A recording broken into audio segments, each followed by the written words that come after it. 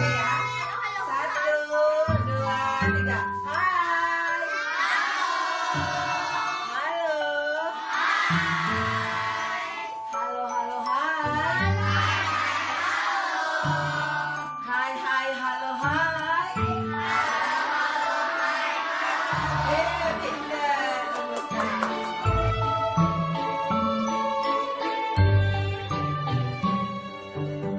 Seberapapun sakit yang dirasakan anak-anak ini tidak bisa menghalangi tawa riang yang menghiasi keseharian mereka. Di antara kesulitan yang mereka alami untuk sembuh karena faktor biaya, Rumah Harapan Indonesia hadir untuk memberikan kenyamanan sebelum masa pengobatan.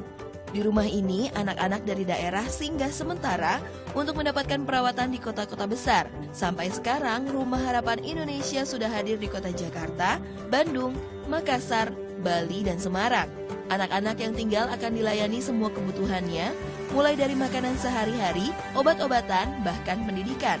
Ada 3 hak yang dipastikan di Rumah Harapan, yaitu hak anak untuk sembuh, hak anak untuk bermain, dan hak anak untuk belajar. Keberadaan tempat mulia ini atas prakarsa Valencia Mikeranda. Ia tidak tega jika harus melihat anak dan orang tua menanti di selasar-selasar rumah sakit untuk menunggu giliran pengobatan yang cukup lama.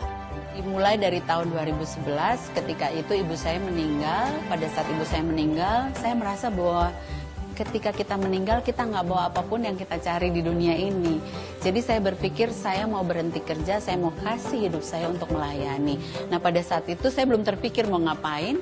Tapi kemudian pada saat saya ke rumah sakit, karena ibu saya meninggal karena sakit, dan pada saat saya ke rumah sakit itulah saya menemukan ada orang tua dengan anak-anak mereka tidur di selasar rumah sakit, dan mereka nggak punya uang, nggak punya keluarga, udah jual sawah, jual apapun yang mereka punya hanya untuk datang ke Jakarta. Tetapi begitu sampai di sini mereka nggak bisa langsung dirawat karena kapasitas rumah sakit terbatas. Nah mau pulang lagi mereka udah nggak punya uang, tapi mau stay di sini juga mereka nggak kerja. Jadi mereka sangat-sangat sulit gitu. Akhirnya saya bilang waktu itu kalau Tuhan memberikan saya kesempatan, saya pengen bikin rumah singgah buat mereka. Dan akhirnya tahun 2014 mimpi itu akhirnya terwujud dari uang 1 juta rupiah. Pada saat itu dengan modal nekat juga akhirnya saya mulai nyicil untuk sewa rumah ini.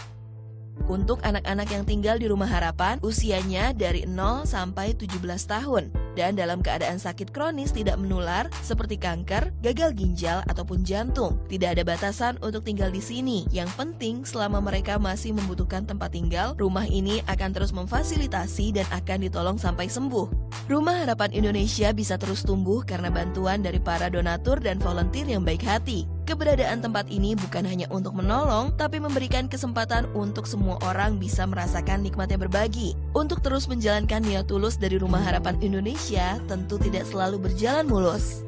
Ya, yang paling berat sih masalah volunteer, karena kan di Rumah Harapan kami punya prinsip semaksimal mungkin dana yang masuk kita pergunakan semuanya untuk kenyamanan, kesehatan anak-anak.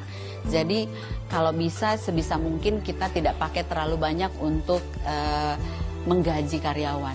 Nah akhirnya kami mengajak banyak orang untuk datang dan membantu di Rumah Harapan. Tetapi yang namanya volunteer kadang kalau datang, kalau nggak ada waktu mereka nggak datang lagi. Jadi gurunya anak-anak kadang-kadang keganti-ganti terus, itu yang agak susah.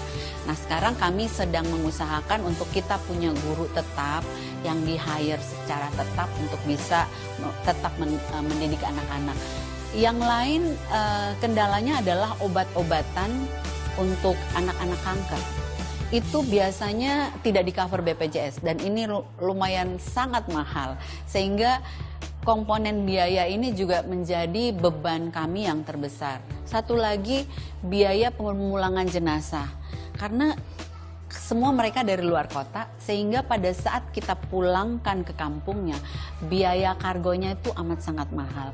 Jadi kalau misalnya di luar sana mungkin ada airline yang mau bekerja sama dengan Rumah Harapan untuk pemulangan jenazah, kita akan sangat berterima kasih. Masya Allah sahabat Salihah, kalau kita bisa merasakan sehat dan senang setiap waktu, karena masih banyak orang di luar sana yang tidak seberuntung kita. Rumah Harapan Indonesia mengajarkan kita untuk terus bersyukur, karena syukur yang tiada henti akan selalu diganti dengan nikmat oleh Allah Subhanahu wa Ta'ala. Seperti firman Allah Subhanahu wa Ta'ala dalam Quran Surat Ibrahim ayat ke-7. Dan ingatlah, tatkala Tuhanmu memaklumkan, sesungguhnya jika kamu bersyukur, niscaya aku akan menambahkan nikmat kepadamu. Tetapi jika kamu mengingkari nikmatku, maka sesungguhnya azabku sangat pedih. Kebaikan yang dibuat oleh Rumah Harapan Indonesia tentu ingin terus berkembang dan selalu menciptakan senyum anak-anak yang hampir kehilangan harapan. Mimpi saya yang terbesar saat ini adalah ingin supaya Rumah Harapan ini bisa hadir di semua kota-kota besar di seluruh Indonesia, supaya tidak ada lagi anak-anak sakit yang terlantar dan tidak diobati hanya karena mereka nggak punya keluarga, nggak punya uang, nggak punya tempat tinggal di kota besar untuk melanjutkan pengobatan. Jadi moga-moga sampai tahun 2025 ini kita bisa mewujudkan mimpi menghadirkan harapan baru buat anak-anak yang hampir kehilangan harapan.